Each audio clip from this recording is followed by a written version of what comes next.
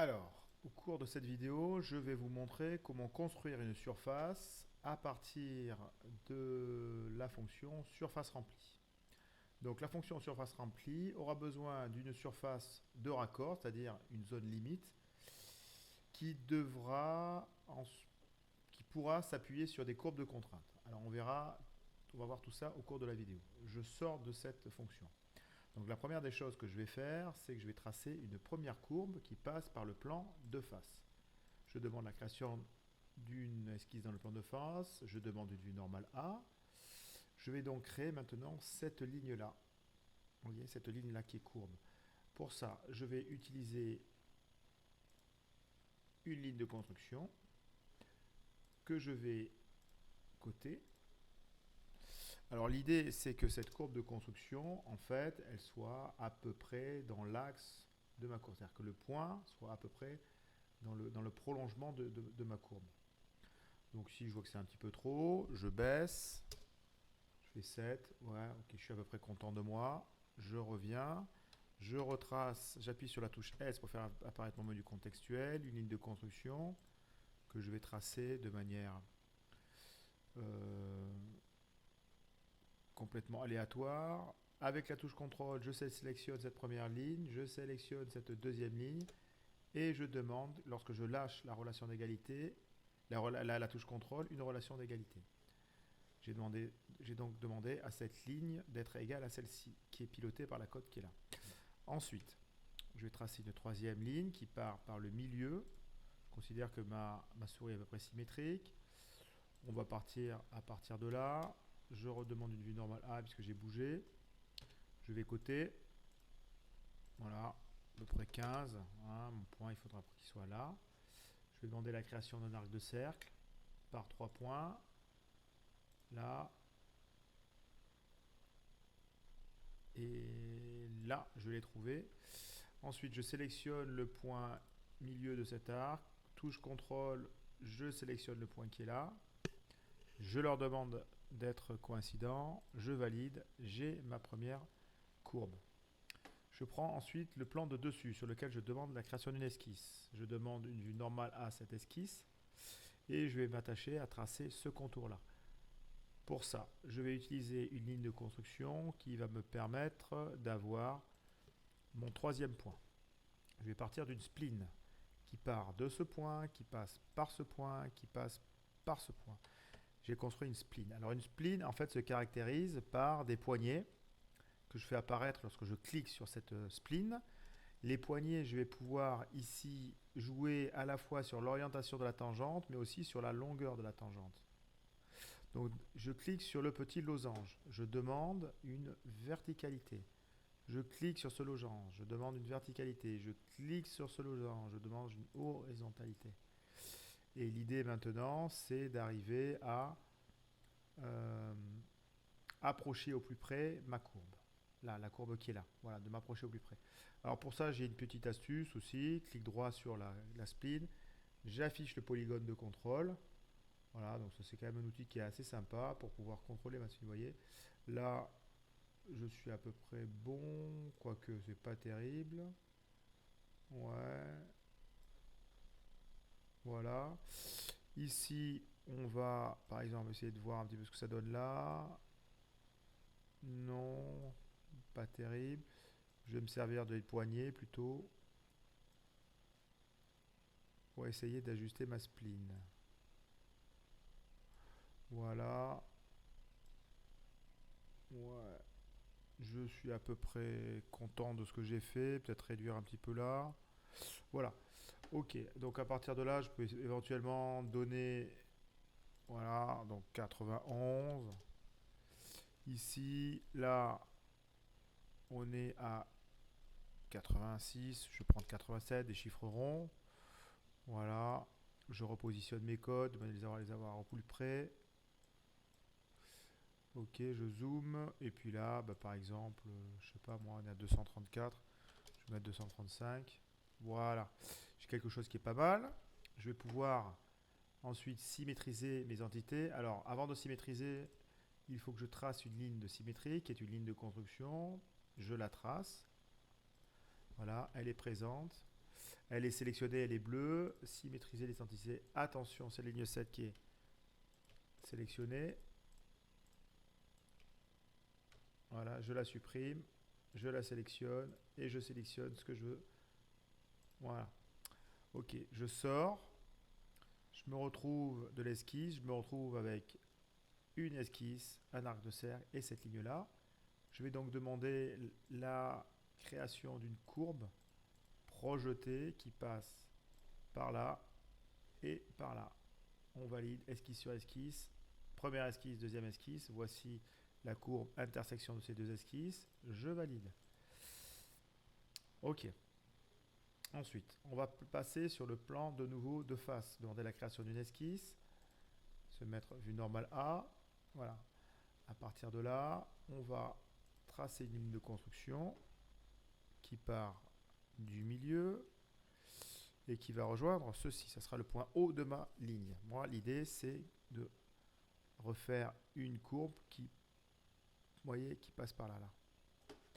Alors, donc, on va tracer une spline.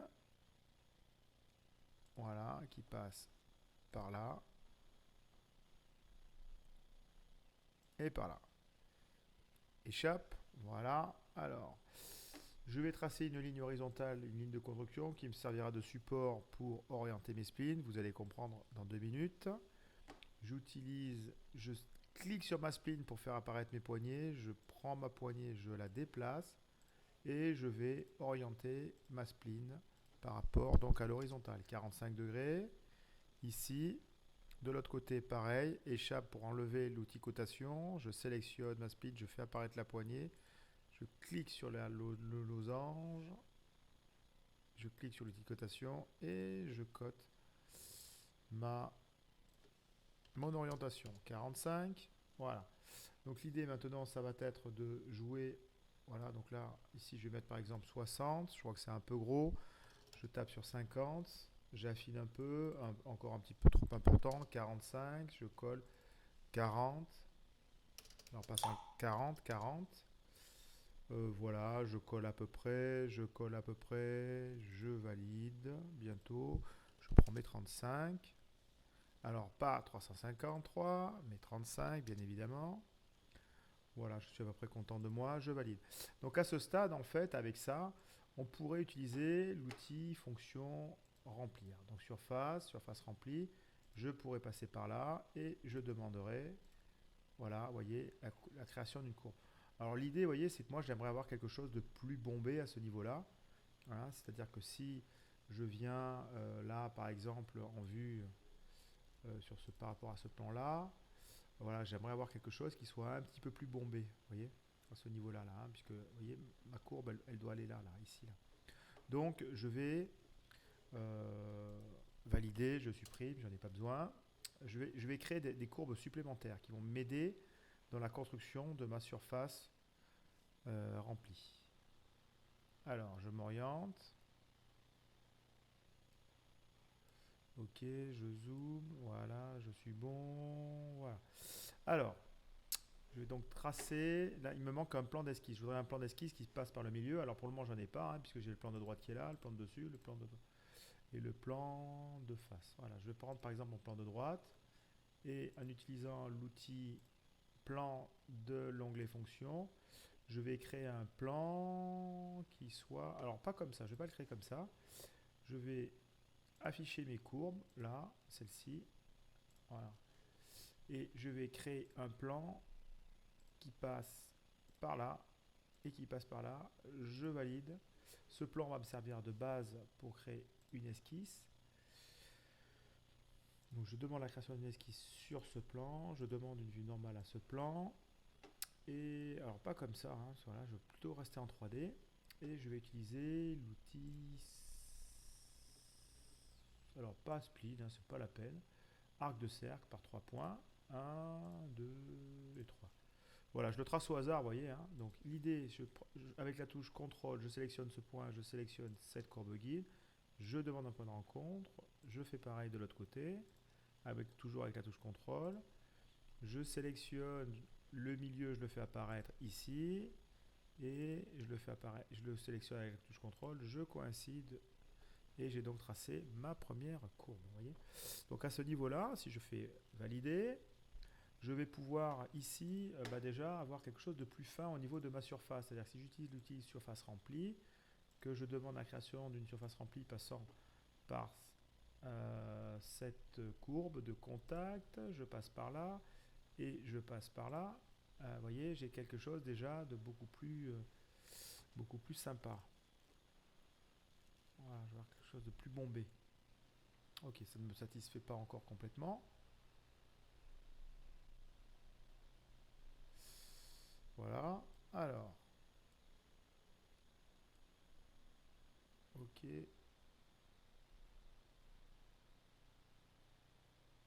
Voilà. Donc, on va valider. On va plutôt invalider. Voilà. Et on va tracer maintenant une autre courbe de contact. Alors, une autre courbe de contact. On va prendre le plan numéro 7. Fonction. Plan. Et on va tracer un plan, disons qu'il soit à 28 du premier. 28, c'est égal à 112 divisé par 4. Je valide. Sur ce plan, je demande la création d'une esquisse. Je demande une vue normale à cette esquisse. Toujours pareil. Même pas. Je vais utiliser l'outil, voilà, par 3 points. Je prends ce point, je le fais coïncider, le rencontrer ici. Je le vais ici et je le fais rencontrer. Voilà, et maintenant il va falloir que je fasse rencontrer ce point avec ma courbe. Point de rencontre. Alors bon, là il ne veut pas, donc ce que je vais faire, c'est que je vais supprimer ce point de rencontre là. Et je vais demander à ces deux points, alors à ces deux points là, voilà, les deux points sont sélectionnés, d'être horizontal. Voilà, c'est des fois voilà ce qu'il faut faire. Il faut feinter. Alors ça devrait marcher. Normalement, je ne comprends pas trop pourquoi, mais c'est pas très grave. On a trouvé un moyen d'y arriver. Donc on va aller quitter cette esquisse et refaire la même chose de l'autre côté. Donc on va aller géométrie de référence, plan, ici, on inverse la direction, on valide, on demande la création d'esquisse dans ce plan, on fait un arc de cercle qui passe par 3 points, on demande une relation de rencontre entre la courbe et l'extrémité, je cherche mon origine, enfin plutôt le milieu de mon arc, ici la courbe, un point de rencontre, ce point-là et ce point-là, on leur demande d'être horizontaux. Voilà.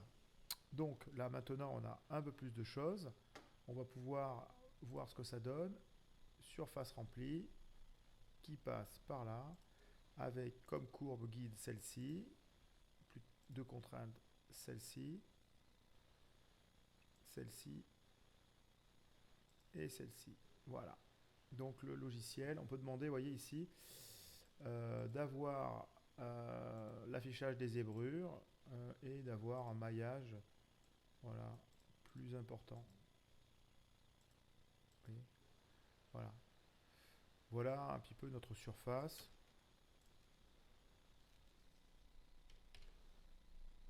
Alors, hop là, tac.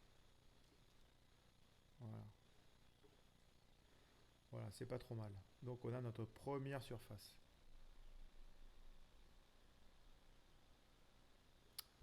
Voilà. Alors ici, courbe de contact. Voilà. Donc après ici, vous avez d'autres options hein, que l'on va pouvoir valider en fonction de ce que l'on va choisir comme frontière de raccord. Voilà. Ici, il n'y a que la courbure ne marche pas et la tangente ne marche pas. Voilà. On valide. La première surface est créée.